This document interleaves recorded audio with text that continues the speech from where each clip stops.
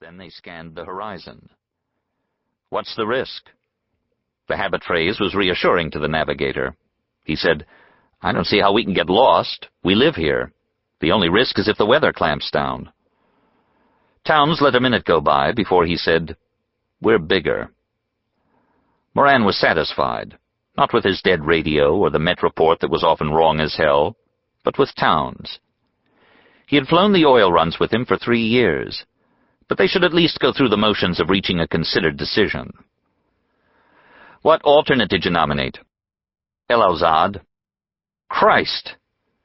24 mud-built sweatboxes with doors stuck fast with crushed flies, a mosque like a dog kennel, and 3 wells, 2 of them filled with salt water and the 3rd with drowned rats. "Visit the ancient Kasbah of El Wazad, a palm-fringed haven amid the far-flung sands of yesteryear. And bring an elephant gun. It's the only thing that termites won't eat, providing you can reload fast enough." "Fort LaCroix is under repair," Towns said, "and I didn't fancy going into Pic-to-Seed over the Kemet Range if we got into trouble. You persuade me to lob down in El Wazad for a couple of nights while they find some aerial wire, and we'll do that, Lou."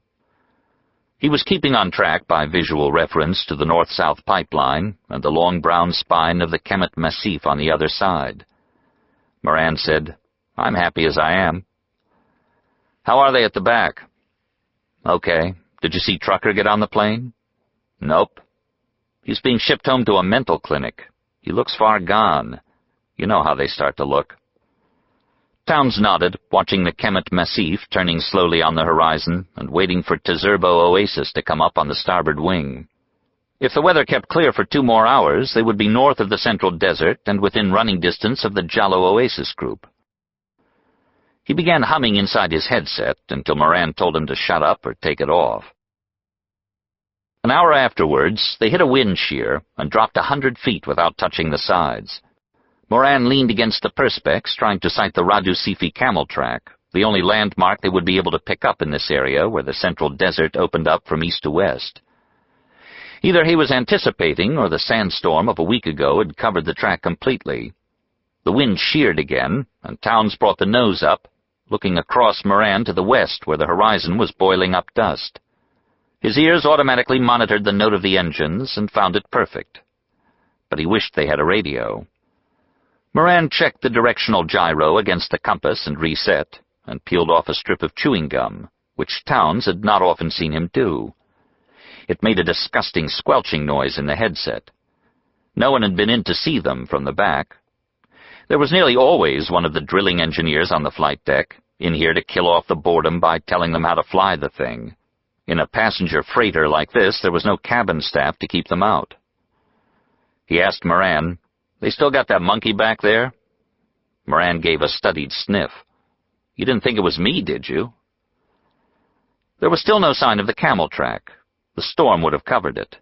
A storm like that would have wiped out a whole oil camp with driven sand, except for the derrick.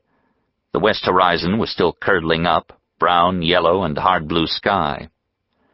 Within 20 minutes the gyro had wandered, and Moran reset it, chewing busily on his gum. He hadn't spoken for a long time. He knew what his pilot knew. Another hour now, and they'd be able to run for Jallo even if the bottom fell out of the sky. A flight of migratory geese crossed the wake of the Skytruck 10 minutes later, coursing eastwards at about 10 or 12,000 feet. Behind them there was a veil of rising sand, where a wing of the wind had broken away from the main drift. Moran stayed hunched against the perspex, looking down at the spread of the Central Desert. There were no toys lying scattered there now, and no weed-like tufts of palm. The afternoon sun cast shadows across the scimitar-curving dunes, and pools of dark light swam on the eastward lees of the plateaus. It was lunar landscape, dead and unknowable. Down there you would find not a leaf, not a grass blade, not a footprint of any living thing. The plain shadow haunted a dead world. Moran bumped his head as the Skytruck fell into a pocket of air, and Towns worked to keep her stable. There was no horizon now to the west. Desert and sky merged in a swath of yellow.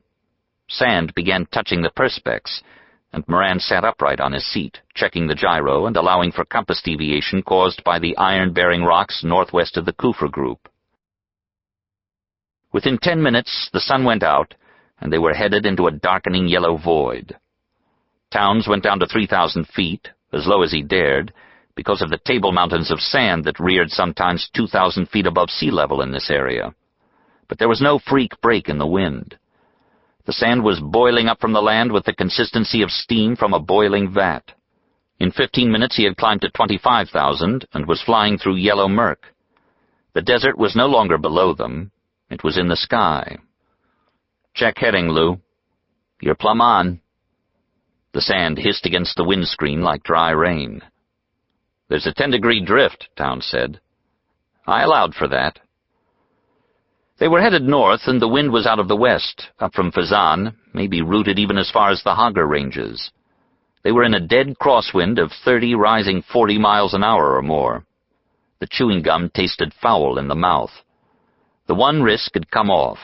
The Met Bureau in Jebel Sara was proving 49% right again. But Frank Towns had said they were bigger, and in 3 years he had been 0% wrong. Behind those 3 years, before Moran had known him, there were another 27, a total of 40,000 flying hours. That was real size, bigger than almost any risk you could think of. The sound from behind made Moran start. It was one of the men from the back, a stranger to him. He swung his right earphone free. "If the aerial's gone," the man said in a pitched but reasonable tone, "and there's no visibility, how is your pilot going to find his alternate?" Moran looked up into a thin young face with mild eyes magnified by rimless glasses. He looked more like a student chemist than an oil driller. Maybe he was. Moran resisted the impulse to tell him that their alternate field at El Alzad was now some 150 miles behind them. And it was no good trying rough humor on a face like this. The question had been put very formally, even to the extent of "your pilot." "We are on course and on schedule," he told the young man. "If there's anything interesting to report, we'll be letting you know." The magnified brown eyes blinked slowly like a lizard's. "Thank you." He went back into the main cabin, slipping the door catch deftly and nudging the panel to make quite sure it was properly closed. He had to climb awkwardly across the big man's legs because he wouldn't move them. Conversation with the big man, whose name he had learned, had not been easy so far on the flight, but he resolved to try again. "I've just spoken to them on the flight deck, Mr. Cobb. They assure me that the flight's going according to plan, but I must say I would have expected them to be turning for their alternate airport by now." After a moment he asked, "Wouldn't you?" Trucker Cobb swung his head slowly to gaze into the soft, questioning eyes.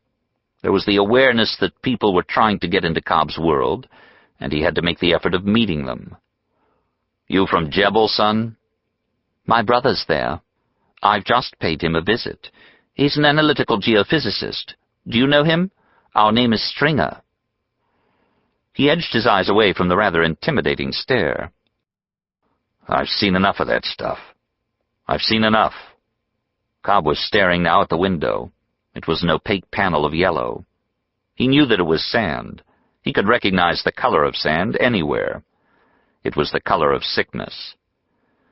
Stringer said, "Anyway, they have assured me that the flight is going normally. I suppose the pilot knows what he's doing, though frankly he looks an old man to be flying still. He looks all of 50, which is old to be still flying, don't you think?"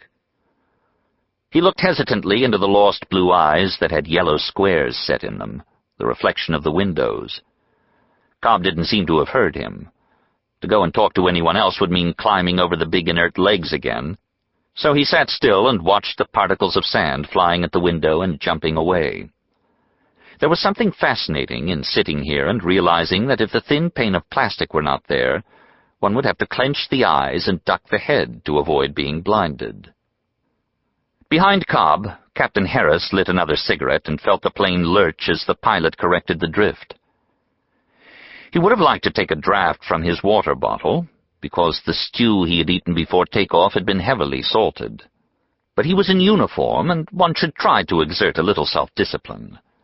The thirst would be the more urgent by the time they landed at Sidi Rafa, and its quenching the more enjoyable. Besides, Watson was here, a man to note the smallest weakness.